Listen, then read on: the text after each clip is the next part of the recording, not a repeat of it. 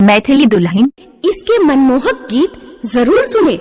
यदि अच्छा लगा तो चैनल सब्सक्राइब जरूर करें।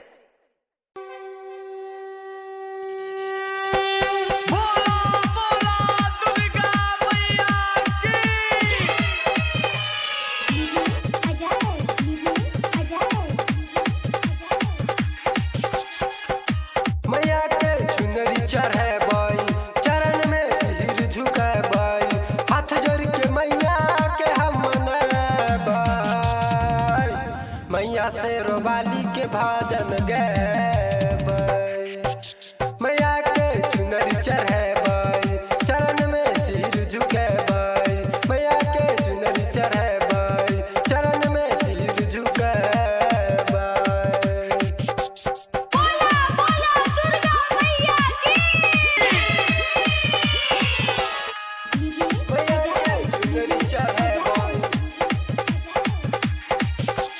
लाल रंग दूगो चुनरी मांगे बॉय, दुनु जनी जाके से रोबाली के चढ़े बॉय, रोबाली के चढ़े से रोबाली के चढ़े। हाँ लाल रंग दूगो चुनरी मांगे बॉय, दुनु जनी जाके से रोबाली के चढ़े बॉय, फूल पान नारियल माई के चढ़े बॉय, मैया से रोबाली के भाजन गए बॉय।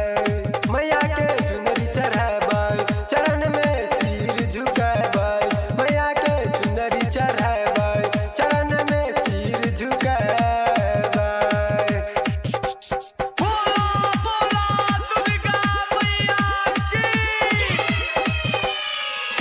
चरण में सिर झुके बॉय।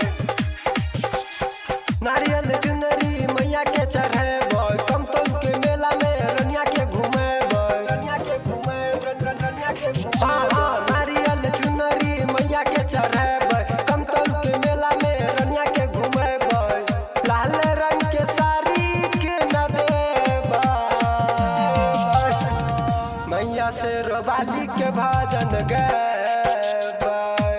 मैया के चुनरी चढ़े बॉय, चरण में सिर झुके बॉय, मैया के चुनरी चढ़े बॉय, चरण में सिर झुके बॉय।